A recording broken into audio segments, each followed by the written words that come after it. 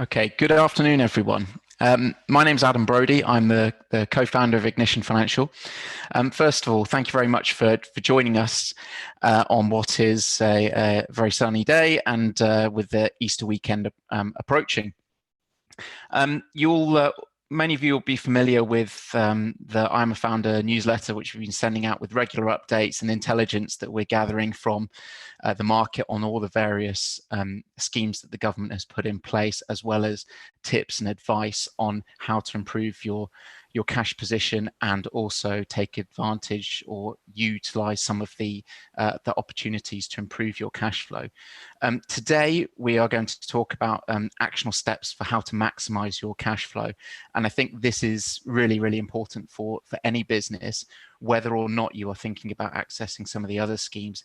This is almost base camp one and something that every business can do and I think should be doing to improve your cash position, but also to reduce stress in your business as well. And I'm really pleased that Michelle Cook will be joining us to lead this.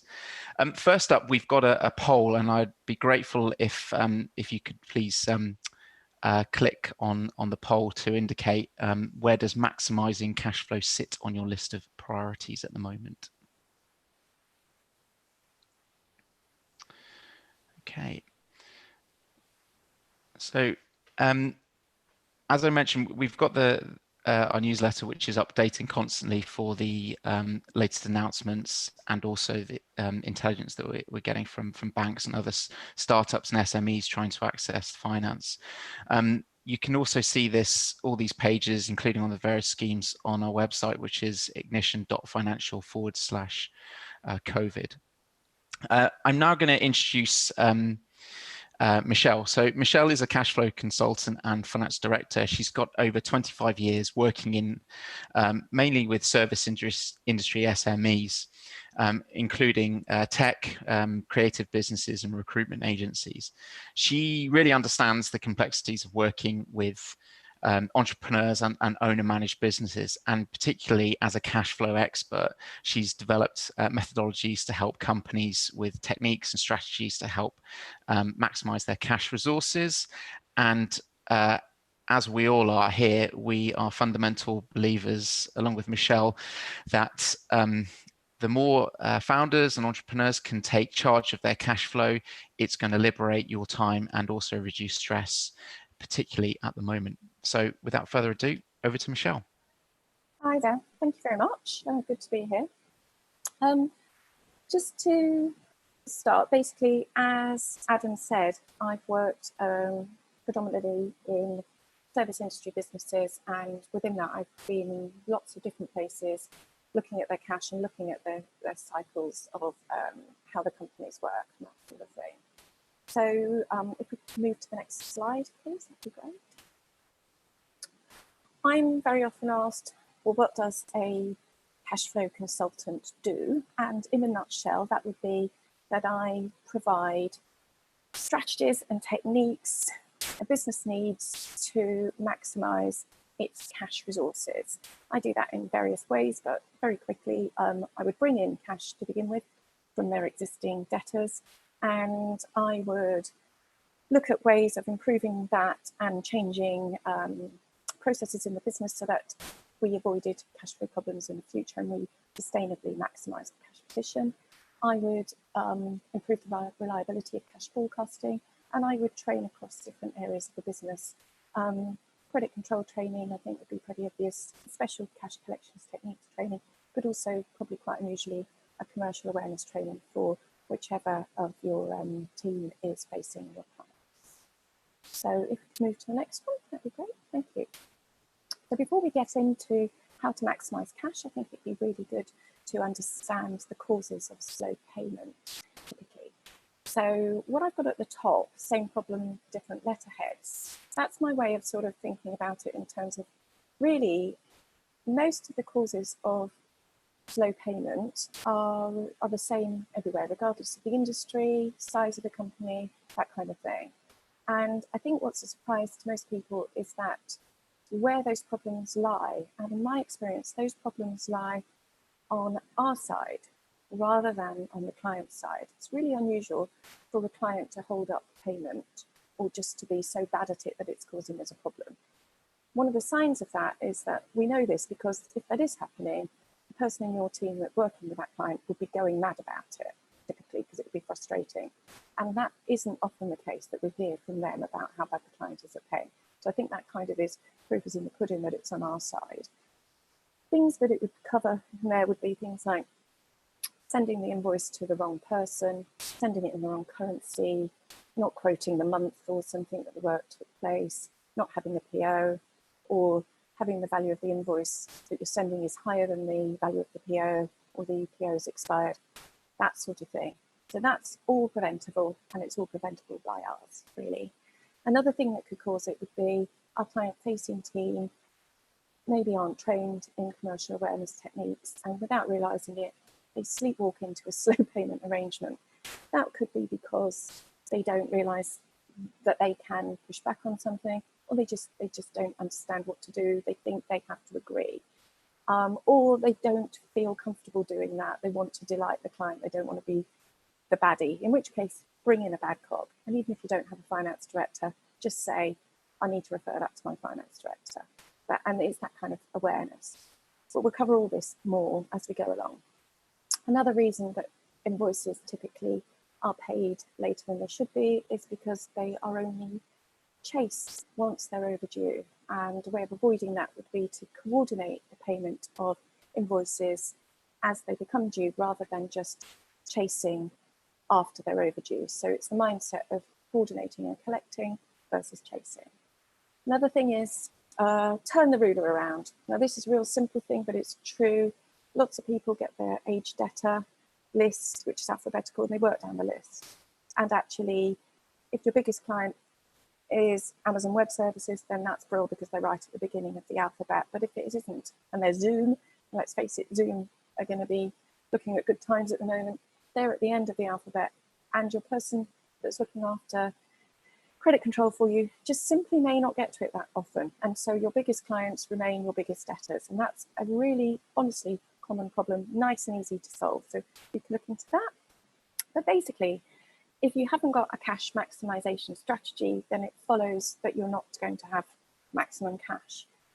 So I think a good way of approaching this is, as you would do for new business, for example, you'd have a new business strategy, you'd know what a good result looked like there, you'd have time frames, budget put aside, you think, I want X number of new clients within X time frame, I'm going to put this many people behind it, this much money, this much training. And it's the same sort of thing with this. It won't just happen by itself, but it can give you such competitive advantage and such commercial advantage if you get it right. So if it isn't managed, or if it's not measured, it can't be managed and it can't be managed. Hold on, thank you. So how do we maximize that? Who do we involve in this or not? I'm going to start with the not. So I would say on our side, it definitely shouldn't be our founders. It's not what they're best at. If we've got founders on the call, that would be great. I'd love to hear from any of you that are great credit controllers, but it isn't what you set the business up to do. You set the business up to do, great tech work, great design work, great recruitment, whatever it is that's your bag. That's what you're good at. Building a good team, doing really interesting, beautiful work for great clients. That's what we want you to be doing. And at the moment, that should absolutely be the focus. And credit control should be somebody else's focus. On the client side, again, that client is going to be busy and they're going to be under pressure with all sorts of things. And also, any time that you do get with the client, really, do you want to be driving them mad asking them about invoices? I think much better would be to talk about the opportunities that you've got, the great work that we're doing, can we support them, how do we build the relationship, all those things that are normal but at the moment are amplified. So focus on that. And also, you don't want to be asking them about invoices. They won't know, they'll end up going through their accounts team anyway. Plus, you don't want them thinking that you've got a cash flow problem. If you haven't, you don't want them thinking that. And if you have, you definitely don't want them thinking that. So don't open that can of worms. Stick to talking about beautiful work. And that leaves us with the finance team on our side dealing with the finance team on their side. Ours is called AR, accounts receivable, or credit control, or finance, and theirs is called AP, accounts payable. And they are the ones that can pay you. Clients can't pay you anyway, so stick with AP. And a finance team can have a completely different conversation with another finance team than a client can, or a client-facing team person can, with the client. It's not got the sensitivities, they've got different language, they ask a different depth of question, that sort of thing. So what they should be asking is, what are the timings and frequency of payment runs? Do you pay weekly, monthly, in the middle of the month? Do you pay on a Tuesday or a Friday? Do you pay at the month end, on the last working day, or is it on the last Friday? What are the cutoff points for being included in that run? It's really crucial. If they're paying on the last Friday, but they're cut off on the Wednesday, you've got to have your approved invoice sitting in AP on the Wednesday. Otherwise it will miss it, even if it's there on Friday. So stuff like that is really crucial. And you're not going to think of stuff to ask your client along those lines. So leave it with those teams to look after. And what your team should know is what is as well as all that detail about frequency and timing of payment runs, but it's also the contact details of every single accounts payable team within your debt book, every single one of them. You should know how to get in touch with them by phone and by email, and what the name of the person is and who the backup person is if that person is away. And you should also know on an invoice by invoice basis what the expected payment date is of the invoice, what the approval status is of that invoice. Is it on hold? Is it approved? Is it just sitting there not doing anything? And what the scheduled payment date is and how that compares with the expected payment date. And it's crucial that you know that on every single invoice, because otherwise what will happen is, because you haven't got that information, you can't manage them through the client's payment systems, and you will start building in causes of slow payments, and you could run into cash flow problems. And equally, if you don't have that information in place on an invoice by invoice basis, then what's going to happen is you're going to start struggling to forecast reliably. And then you might run into not just cash flow problems, but poor decision making. You make poor decisions and you run into other problems from that. So it's crucial to get our forecasting right, especially at the moment. And that leads me to our next slide. Thank you. So when you're trying to maximize cash, one of the things to do that's really important is forecast. And at the moment, there's lots of forecasting help going around in terms of forecast spreadsheets. And that's brilliant. And if you don't have that, we can supply you with that, no problem. Because what you don't want to do is waste time doing that template yourself. But it's actually the content of that spreadsheet, that forecast, that is the critical factor, not just the thing itself, and the timing with which you address that content. So I would say you don't just forecast in this instance, you triple forecast, you do 3. So 2 of them are micro forecasts, and they then become your tools for how to maximize cash, not just read what's happening with your cash flow, but actually how to generate it faster.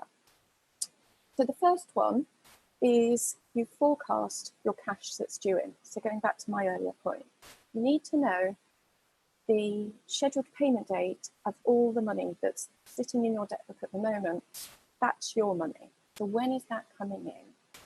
And if you put a forecast together for a rolling month and you split it into working days, you have a column for each working day, your clients down the side, and then put across their profile when you know when that money is coming in, which dates it's going in. And I would suggest using 3 colours here. A traffic light system is really good. You could use green if for everything that you've got that you know is approved and has a scheduled payment date. Amber for everything you know that has been approved by your client and is with AP, but they haven't given you a scheduled payment date for that yet. And then red if it isn't approved by the client and you haven't got a scheduled payment date. And then you'll have a really visual way of tracking your overview of the situation, but also it is micro. It's on an invoice by invoice basis. Total each day up, total each week up. Feed that into your normal forecast You've then got very reliable information, but you've also got a tool there for tracking it. This is where I would get the founder involved, definitely. Somebody needs to be reporting that to you, updating you every single day with that, and telling you if anything hasn't come in, what the status is with it. You then can go back to your own client-facing team and decide on a way forward. Do you go back to the client then because there is a problem with the payment that's not just asking the status, so that's okay, or do you work it out a different way? There's not one size fits all, so I can't give you one definitive answer there, but at least you'll have a way of managing the situation. You'll be alerted to it. You then do the same with your billings. The client-facing team need to profile out on the same basis for the month when they are going to be finishing a piece of work, and they invoice on that day or the next day at the latest. I'll come to what happens with invoicing that's for expenses in another part of the presentation. But there, you also profile that out, and that feeds into your main forecast, and suddenly you've got this really, really reliable, informative piece of information. Tie that in with all the pipeline stuff that you've got in place anyway, and all the estimates that you're doing around that and the probabilities, the awkward stuff, the horrible stuff we're having to do at the moment, where we're looking at possible different levels of revenue than we were expecting, and then that then informs different levels of costs and all of that sort of thing. But suddenly you've got different models and you know what's going on reliably. From there, you can then decide where you're going to be deferring, if you're going to. And if you are going to defer, do that with arrangements. Don't just cut the stuff. Get in touch with people. Again, I'm going to start at the not. Who are we not going to be deferring? Well, I would say that's all your staff stuff like pensions and staff expenses. It's going to be your really key suppliers. First of all, you want to be supporting them. Secondly, you want them to be in place when you bounce back. And it's just this good sense. HMRC have offered arrangements. Business rates have got arrangements. There's all sorts of things. And if you do need to make arrangements with your suppliers, then do that. Don't just assume there. And in a nutshell, what I think is the important thing here about forecasting is it is the content and the timings rather than the template that will keep you on top of this. So track it, look at it daily for your micro forecasts that come in your tools, and then look at it weekly for your general forecasting. Really track it and manage it, but do manage it. Don't try and do it yourself as the founder or even as the finance director. I would say you've got plenty going on. Get somebody looking after this for you. And there, what you'll realize is good cash confidence equals good business confidence. You'll have time to make decisions and go forward rather than just doing knee-jerk things and it just being a terrible, stressful situation for everybody. Okay, thank you. So, how do we prevent those slow payments? Well, invoicing every day. We've got our micro trackers. We know what's due to go out now because we know when the timings of all our projects are going to end, and so therefore we can invoice accordingly. Don't say no for them. If anybody that I have worked with is sitting on this, they will laugh at me for reducing this philosophy to one sentence, because I could do half a day workshop on this at least. So don't say no for them is a really powerful approach to take. Essentially, lots of people get nervous that their clients won't want to agree to the cost of a piece of work or the payment days that we want to put forward, or any sort of question that's commercial. The proposition, they won't want to do it. So they sort of decide on their behalf, no, they're not going to do that. And I would argue it's not our place to decide. We don't know the client's situation. So therefore, don't say no for them. And we'll keep coming back to that as we go along. Find ways to invoice sooner in the project cycle. Okay, so invoice based on milestones rather than percentages. That will mean that you've got money flowing through the project as you're delivering it. So the idea is try and have the flow of work and the flow of the flow of the delivery of work and the flow of the cash coming in for that work coinciding. You want them to sync. If you are invoicing in percentages, just using an example of something like a 75-25 basis and 30-day terms, what would typically happen is we could invoice 75% at the beginning on 30-day terms, and then we're paid then, and then at the 25% at the end of the project, and we're paid 30 days after that. This is a nice thing to do instead. Do 75% at the beginning, as you would do, ask for it in advance, fine. Don't say no for them. If they don't like that, offer them 50% in advance. Again, don't say no for them, go for it. But also, at the same time, invoice for the end of the project at the beginning. It won't be payable until the end, make that point to the client. They don't have to, they don't have to pay before they've received the work, fine. But what it does is it builds in an extra 30 days here, or 45 days, or whatever your terms are. So instead of waiting to the end of the piece of work, invoicing them, and then going through your payment terms, 35, 40, 90 days, put it in at the beginning and save yourself that time. And that really will help your forecast. Invoice in advance, I've just sort of covered that a little bit, but also if you've got something as 5, 10K and it's going to take you 2 weeks, try getting 75% of that at the beginning. And if not, put the whole thing in right at the beginning and get it paid at the end. And if that's 22 days and your terms are 30, ask them. Don't say no for them. And if it's 30 days, at least you get paid in 30 days rather than doing the work and finishing it and getting paid on the 52nd day if it's a 22-day piece of work, that sort of thing. Tiered payment terms. This is a nice one. Lots of people, it's one set of terms fits all. But what you can do instead is say, okay, well, let's imagine that you are an influencer agency or consumer insights, that sort of thing. So you are forking out like mad. Even at the moment, you've probably got your influencers working at home and you're probably doing webinars for your focus groups.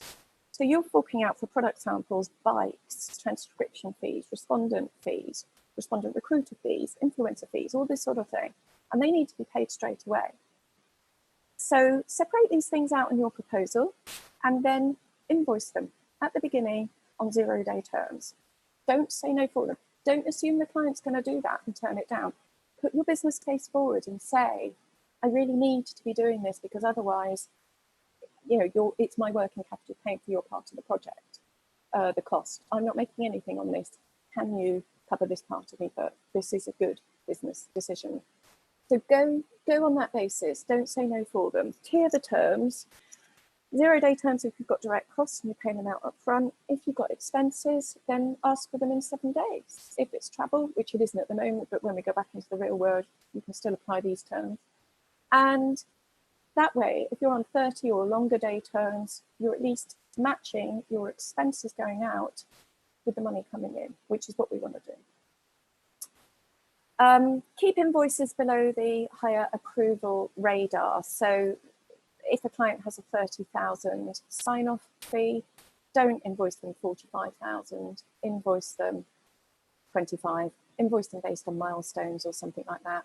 Again, find out what the situation is. This is a cause, an internal cause of slowing a payment down is this sort of thing. This is a good example of that sort of thing. Invoice your fees and expenses separately. Basically, that means you're not going to hold up your fees while you're waiting to get your expenses in. And it also means that if there is a query, it's probably going to be on the expenses. So you don't want a silly hold up over 200 quid to hold up an invoice, which is for several thousand worth of fees as well. So just invoice them separately. Plus, POs often don't cover expenses, so the whole thing gets rejected because of that. So that it just makes sense to invoice them in that way, and you're only going to hold up the expenses. This is a nice one. Make sure that the terms you're on are the terms you've agreed. If you've agreed 15 days, then get your credit controller, your AR person, to get in touch with the AP person on the other side and make sure that you have been set up with those terms, because the client might have forgotten to say so and you're going to be paid on 45-day terms or something like that. If that's the case, send across your agreement that you've made with the client, or your AR person should. It's a really straightforward conversation, and don't get into the, is this okay? Just give it to them in the practical terms. Can you amend our payment terms as agreed?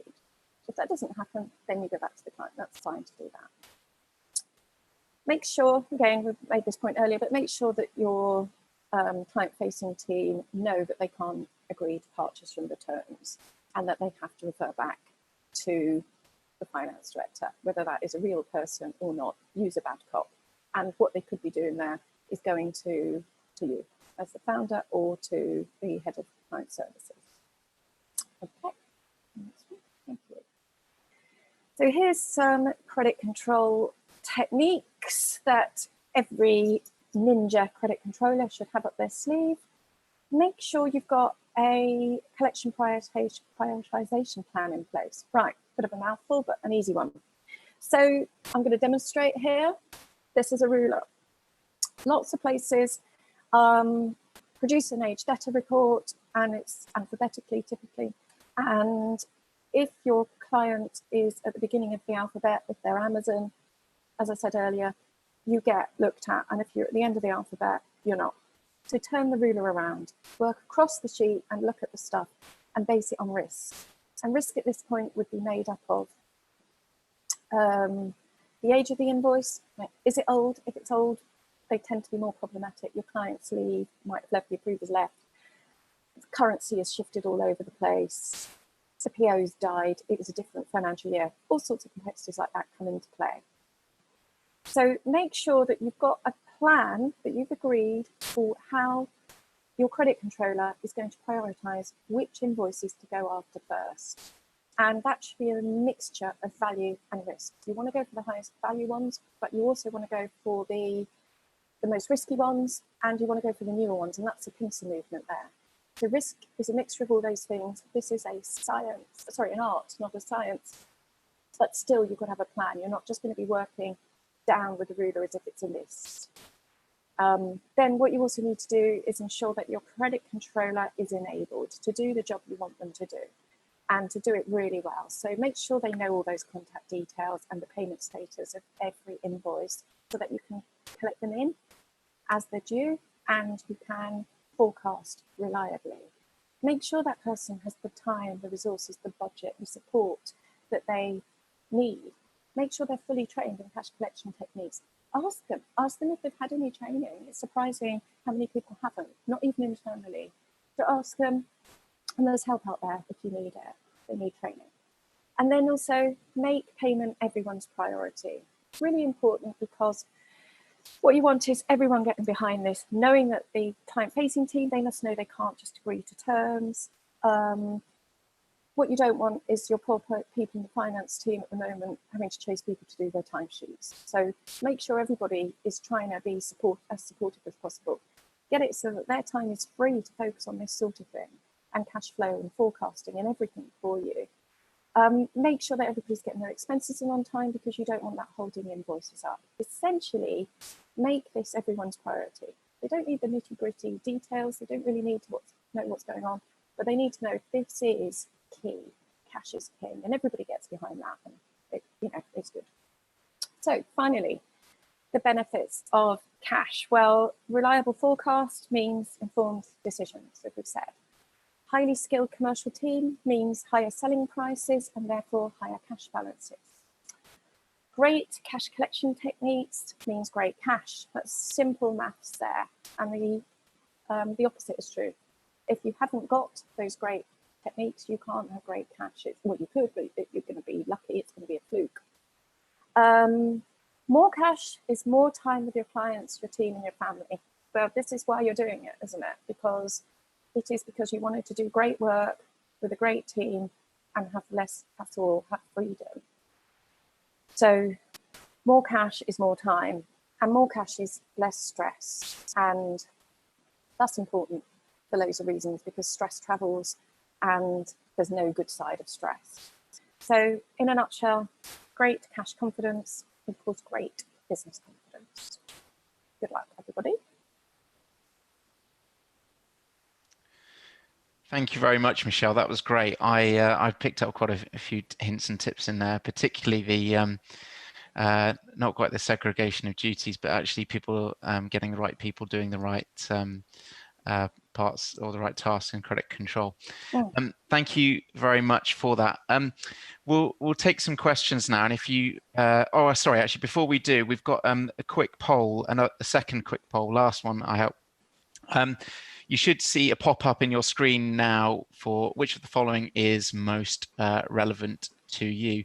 If you wouldn't mind answering this question, that would be a great help so that we can make sure we are tailoring content and helping you according to your needs. Okay.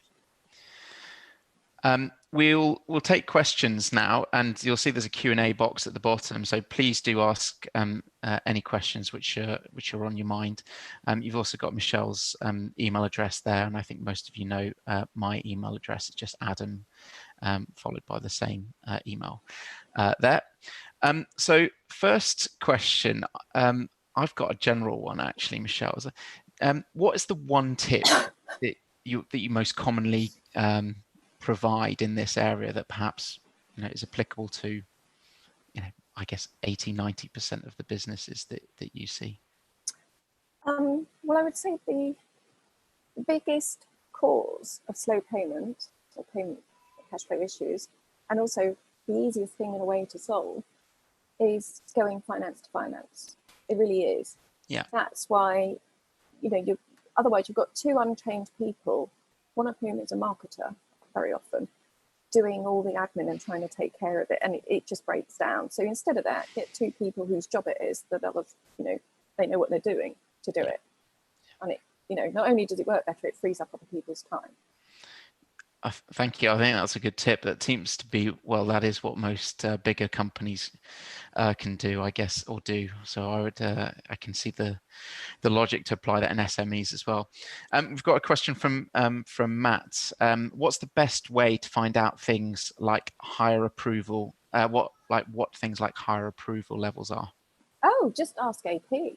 That's fine. You could ask your client, but actually what you need to do is filter that down and make sure that the person that's looking after your credit control knows that. They keep records of every single AP contact and setup, and it's just within there, and you check it when you ring through. I mean, they could find that out at the same time they're checking that what the frequency of the payment runs is and the cutoff point, and then making sure you've been put on the same terms. You could roll that all into one conversation. Okay. Another question here is, when do you think is an appropriate time to escalate matters, and what do you think should be the first point of escalation, if at all? Well, if you have got any invoice which is just not being paid and it's not moving through the system, and you've had 2 or 3 exchanges about that and you've not got anywhere, then I think that's the point to go back to the client and say, oh, could you help me please? Which is a lot different to just going back and asking them every time, what's going on with my invoice, And the other thing is, you should at any point have the status of something.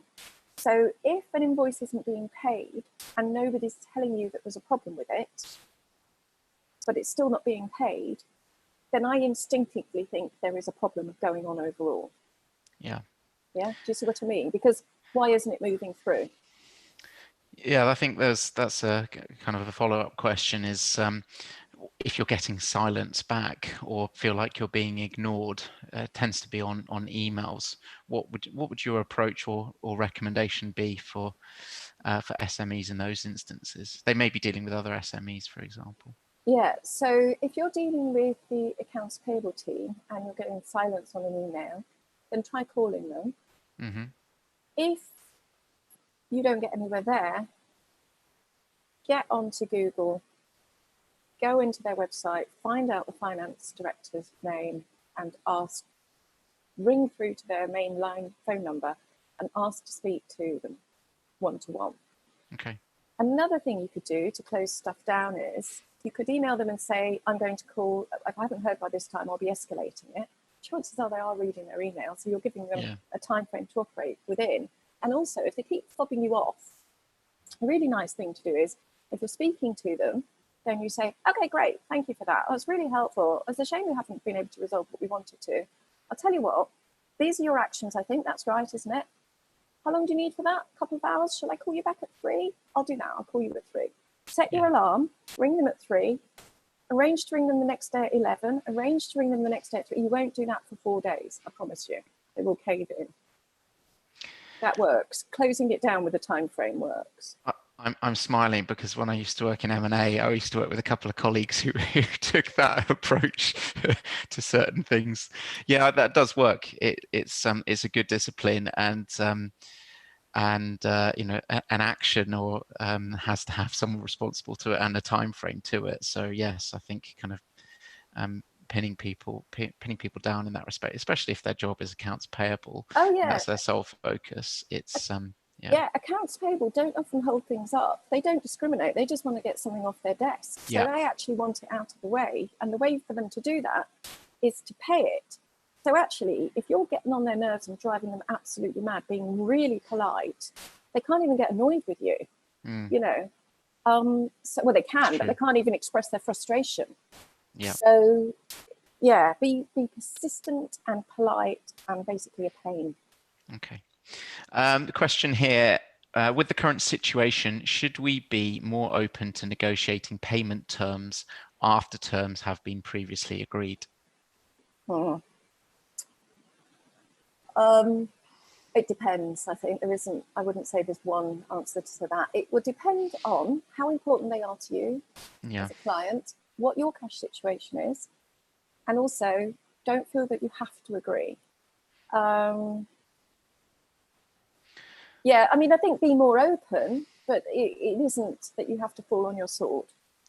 I would agree with that. I think at the moment people are going to have long memories for how you for how people behave in this environment, and there are some who will stretch and who will go quiet and who will just not pay, and I don't think that is the right approach. There's a difference between can't pay and won't pay. Yeah. And actually having open, honest conversations with your customers or your suppliers is really, really important. And that's, I mean, there's a couple of, I know cash is obviously king, and people do business with people. So relationships are really, really important, and they will survive this this crisis and come out the other side. So emerging with strong relationships with your most critical customers and suppliers, those that are there for you and supporting you at the moment, I think is really, really important. So the communications. It is. And also the thing that you could do there is you could agree to it for some things. So this is where tiered payment terms might come in handy. They come into their own here. So as I said earlier, it's not, most places have one set of terms fits all in any one client. So what you could do there is say, okay, we'll push back on our fees, but what we'd need is the one that's due now to be paid, and then we could do for the others under different terms or something, because we've already lined up with our own suppliers for that piece of work. We've already got an arrangement in place, and I can't change that. So you could do that, and then you could say to them, in future for other work, if it's for direct costs that are going out, if I'm paying a video person, then I'm going to put that onto shorter terms. Yeah. But for our work, we can put it onto longer terms. So I think don't feel that, I mean, you know, we're business people, we're entrepreneurs, we're imaginative. Go for it. Suggest everything. Don't say no for them. Okay. All right. I think we'll call it there. Michelle, thank you very much. Everyone, I hope you've enjoyed the session. If you do want to get in touch with us, actually, sorry, we've got one more question that has come through. Matt has asked, you're aware that you can talk to HMRC about deferring payments, but I wasn't aware about business rates. How does that work? Should we call our local council, or is it only for certain businesses? Michelle, I can take that one if you would prefer. I was going to ask if you could. Okay. Matt, I can follow up with you separately on this, but the business rates relief is generally for certain sectors. It's hospitality, retail, leisure. They should be getting in touch with, or they will be getting in touch with you. And we know we've got some clients who have already been contacted by their local borough councils already. There is more detail about the business rates relief programs on our website. I think it's actually on the page, ignition.financial/COVID. Okay. Yes, so look, thank you very much, Michelle. Thank you also to Manu, Stu and Joe for helping set this up. We will be doing weekly webinars at this same slot on 2 o'clock, and I believe next Friday we've got Dave Bailey talking about leadership during crisis, and many of you will know Dave Bailey. He's a serial entrepreneur in residence, and also a seasoned investor. And one of his blogs on Medium is award-winning, and he's a great insight into leaderships in SMEs, but particularly high-growth startups and scale-ups. That's next Friday at 2 o'clock. Thank you very much for your time, and I wish you all a happy Easter and a good rest. Thank you. Take care. Bye.